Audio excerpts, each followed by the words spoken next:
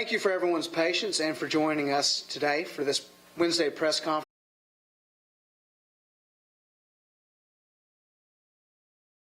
Tragic incident that took place last night. This is going to be a little bit of a longer press conference than we normally do, but I think everyone will agree that this incident warrants that. To our media partners, following the press conference, the public affairs team is going to be sending you a press release with a video. We are asking that you disseminate that out to the public. We're going to ask that you hold all questions to the end and keep those questions specific to this topic. We are now going to start with our first speaker, Mayor of Charlotte, Vi Lyles. Ms. Mayor.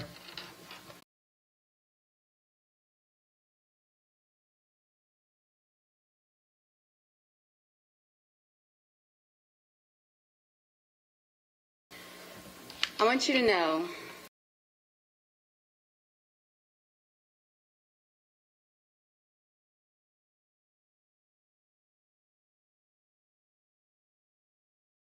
how to live together. If we can't figure this out for a 3-year-old, for whom will we do this for?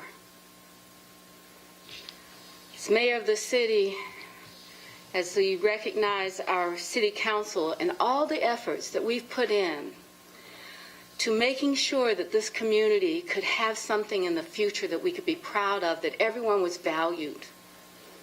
We need your help, because I know we can't do it alone anymore. These incidents that are taking place that result in the loss of a 3-year-old, it is because someone's not willing to tell us how to do better, how to stop it. So today, we're going to talk a lot about it. But without your support and help, without someone being willing to be brave enough to say, this is not the city that I want to live in, that I can make a difference by helping people live together, preventing the loss of life that we have had over the several days in the past. I implore you, every member, every elected official in this county, not just Charlotte, but all of our towns, our school board, our county commissioners, we ask, we beg actually, that you step up as a community and help us make sure that these losses do not continue to occur.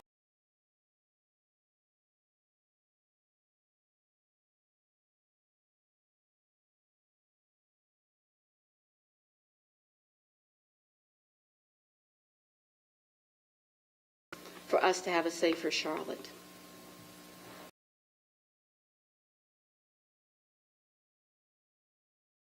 In here, as you heard, Asaya Figueroa was 3 years old.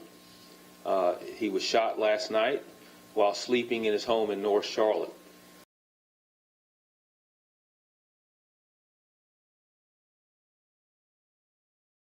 His 5-year-old sister, who was also in the house, was grazed. And by the grace of God, she's going to be okay, and she will survive her injuries. But for the rest of her life, she has to realize that she was in the house when her 3-year-old brother was senselessly murdered and taken away from this earth. You know, today her parents and Asaya's parents are making funeral arrangements. It's absolutely senseless if you think that we've lost a 3-year-old to such a senseless act. I want to speak directly to the suspects right now, to the people that were involved in this shooting, and just ask, how can you wake up this morning knowing that your actions last night took the life of a 3-year-old who will never get the opportunity to grow up and play and have fun as you've had that opportunity? How can you not wake up today and realize that you need to hold yourself accountable and come and turn yourself in and talk with us? It just makes no sense that you can have such disregard for human life and not hold yourselves accountable for that. there have been several homes over the past week in North Charlotte that we've been looking into that were shot into. I have to take pride in our specialized units, our detectives, our patrol officers, for the responses that they've done in order to try and solve these cases and the good hard work that they've been committed to over the last week as we've tried to do these investigations. But as you heard the mayor say earlier, this is something we will never be able to do alone. We're going to release a video, and you'll be able to see a video that will be shocking, because as you look at it, you'll know the results, that it ended in the death of a 3-year-old. And that makes it very difficult to watch. So our community in the past has always stepped up. They've always been there for us. They've always been able to provide information when we can't quite put all the pieces of the puzzle together. So we're asking again, and we're pleading and we're begging, as the mayor mentioned, for your assistance to help us identify the people that were involved in this shooting so that we can take dangerous criminals off the streets who are preying upon our community and our society. So if you recognize the people in the video, please call us, call Crime Stoppers, call the police department, give us any information that we can have so that we can continue this investigation. We're going to commit and continue to do all we can as a police agency to bring these suspects to justice, and we hope that the community will help us do that. So now I'm going to introduce Captain Joel McNally of the homicide team that's going to come and give you some more details of this investigation.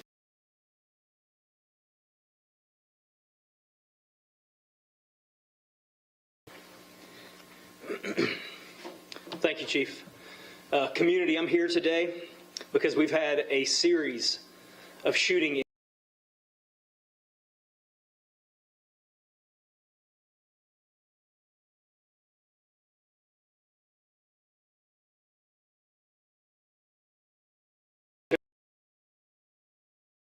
Road.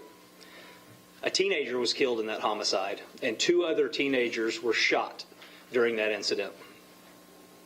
Tuesday, September 7th, just after midnight, a home in the 5300 block of Kiev Drive was shot into, and thankfully no one was injured in that. About an hour later, on Tuesday, September 7th, another house was shot into in the 11,300 block of Joe Morrison. Again, no one was injured. About 24 hours later, at midnight, on Tuesday, September 7th, 2 houses in the 5300 block of Kiev Drive were shot into. And again, thankfully, no one was injured in those. And then last night, Wednesday, September 8th, in the 2400 block of Richard Roselle Drive, as you heard, Isaiah Figueroa, a 3-year-old, innocent, was sleeping in his bed when nearly 150 shots rang out, killing Isaiah and injuring a 4-year-old sibling. This should outrage everyone who hears this. So what I'm here to tell you today is that all of these cases have some relation to Hopewell High School. And there's also, we believe, some connections to North Mecklenburg High School and Chambers, formerly Vance High School, as well. And we believe that these tragic events stemmed from some simple disputes. What started out as teenage dispute games has turned into a deadly game that's now taken 2 lives. So here's what I need. Parents, I'm going to speak directly to you. Parents of kids at these high schools, what we need from you is we need you to be as outraged as we are about this. This is where your kids go to school. These are the people that your kids are around, and we need your help. We need you to talk to your children. You should know whether or not your children were at home the last few nights. If your children were not at home the last few nights, overnight, we need to know that. We also need you to talk to your children and find out what is going on at their school. Kids know things because they talk to each other. We need you, whether you think your kids were involved or not, we need you to talk to your kids about what's going on. Ask them what they know about fights or disputes or other things going on at school. We need you to look through their stuff. You're their parents. You can do that. Look through their rooms, look through their phones, look through their social media accounts, and find out what you can find out. We need that to solve the murder of 3-year-old Isaiah. And so if you do find anything out, don't think anything is too small. We need you to call Crime Stoppers, 704-334-1600. Call Crime Stoppers and tell us what you know. Every little piece can help us. If you want to speak directly to a homicide detective, you can call 704-432-TIPS, and you can speak directly to a homicide detective. This is what we're asking of you. Community, teachers, parents, we need your help with this. Please help us. Thank you.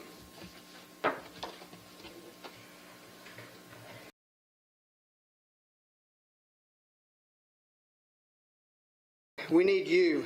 We know that you have information. Folks out there in our community, our neighbors, 704-334-1600, Charlotte Crime Stoppers. Now, at this point, we are going to open it up to questions for our speakers. Again, to our media partners, I'm asking that you keep those questions specific to this topic. Now, we, as the Public Affairs Office, will accommodate additional questions later in the CMPD PIO inbox, but for now, again, let's keep those questions specific to last night's tragic incident. Any questions? Our first question today is from Lexi Wilson, WCNC.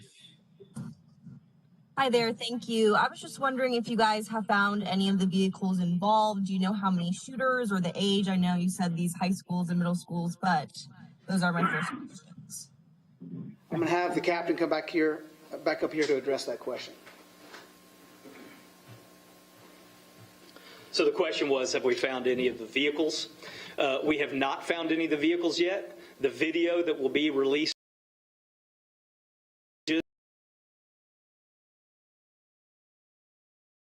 out is that neither of these vehicles is particularly unique. However, together, they might jog someone's memory. They may know two people that have similar vehicles that run around together. We can tell you that there are multiple suspects and multiple firearms involved, but we have not at this time located any of the cars or any of the people, and that's why we're pleading for help on this. Our next question is from Andrew with LLN Carolinas. Thank you. My question is a two-part question. The second part will weigh on if the first part's a yes or no. Do you believe that the house that Isaiah was in was the target of this shooting around midnight? That's still something that's part of our investigation. Obviously, this is still very active, very fresh, and very ongoing. So I can't answer that emphatically right now. What I can tell you is that we have a veritable army out working on this right now. Homicide detectives, our crime gun suppression unit, our crime lab, crime scene search, our North Patrol Division. We're coordinating with Huntersville Police, Charlotte-Mecklenburg School Police, and many others to bring a quick resolution to this. And so we have a lot of people out right now that are trying to answer every one of those questions. If this turns out that this house was targeted, what are you doing to prevent anybody else in that house from being a second target or a retaliation target if the suspects are listening to the suspects? Thank you. So the question was, what are we doing to prevent any retaliation if this house was targeted? And the answer to that is, as we go through our investigation and we find leads, and if we find names of people that we suspect or know that are involved in either side of a dispute, our patrol divisions are committed to a strong presence in those areas. Our crime reduction units in the patrol divisions will be working strongly in those areas. And we'll be doing everything we can with the presence of police officers and our investigative abilities to prevent the next shooting. Our next question is from Jonathan Limehouse with the Charlotte Observer.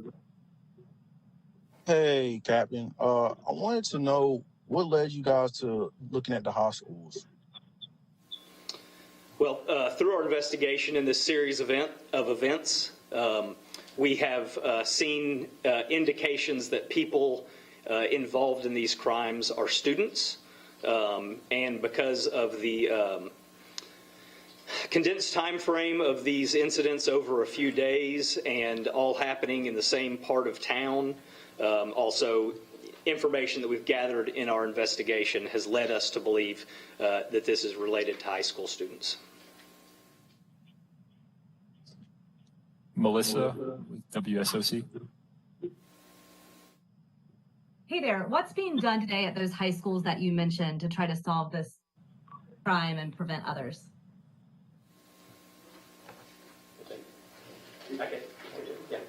Okay, so at those high schools, we have partnered with Charlotte-Mecklenburg School Police, and for Hopewell High School and North Meck, we have partnered with the Huntersville Police Department.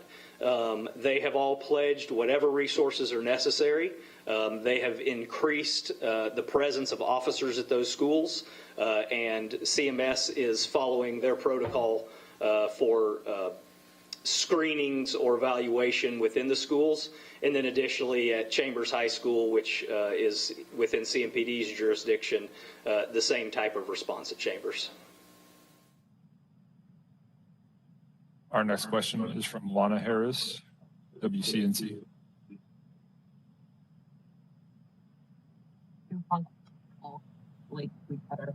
You guys have mentioned in the past that these guns are coming from stolen cars and trucks.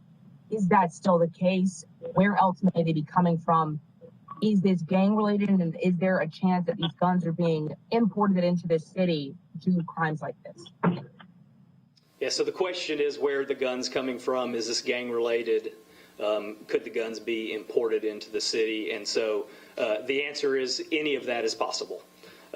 Guns come from car break-ins very frequently. We always encourage people to take their guns out of their cars. If they have to leave them, to lock them inside of safe type locks to unload their guns. But really we want people to take their guns out of their cars. So yes, we do have guns stolen out of cars, and that does supply a lot of the guns that end up on the streets. We have guns that are taken in house break-ins, and we do have guns that come from other areas. So any of that is possible.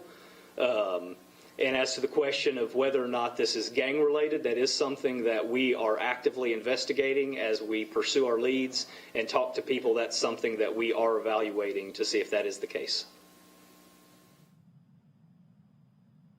Our next question is from Lexi Wilson, WCNC. So just to clarify, are these CMS students and are they believed to be teens? Yes, we do know of numerous CMS students that are involved, and to our knowledge, they are all teenagers. Morgan Francis with Fox 46.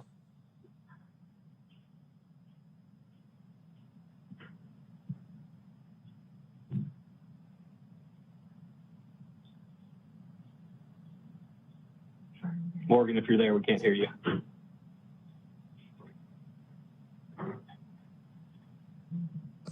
Okay, Andrew with LLN Carolinas.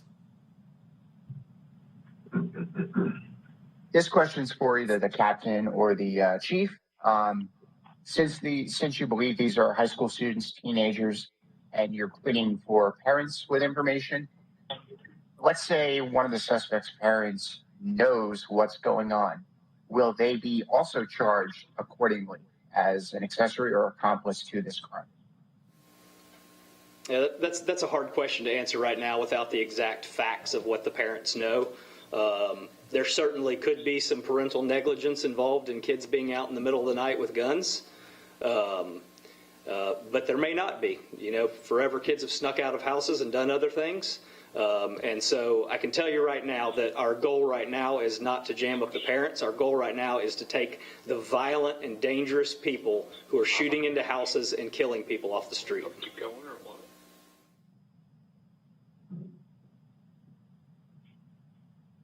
Our last question is from Lana Harris, Thanks. Two questions, if you don't mind. Number one, just wanted to know if that 14-year-old who was arrested in that other case where the 16-year-old was killed, is he working with you to get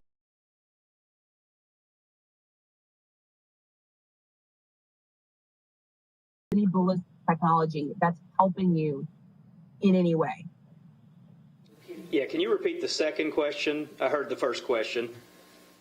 I know that you guys have ballistics technology, and since there were so many rounds fired, I'm wondering if that's helping you guys in this case. The first question was the teenager who was arrested for the homicide this weekend, cooperative. And the second question was with our ballistics technology, is that something that we're evaluating? And so as far as information from the teenager who was arrested, that's case information that we're not going to release right now. It's really important that we don't release these kind of things, because if there are other witnesses to these crimes, we don't want to bait those people's memory. We don't want to cloud their memory. We need them to be reliable witnesses. So if we put out too much information, we may get that information circled right back to us that wasn't someone's original memory. And it's really important to the integrity of our cases and the prosecution of our cases to keep that information private at this time.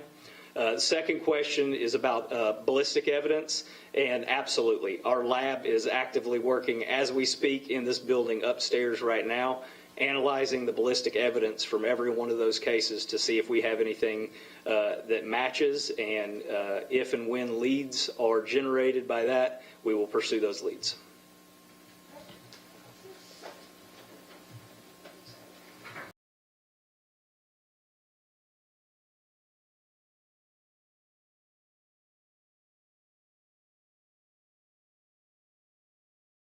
Again, we heard the community to do your part. Thank you.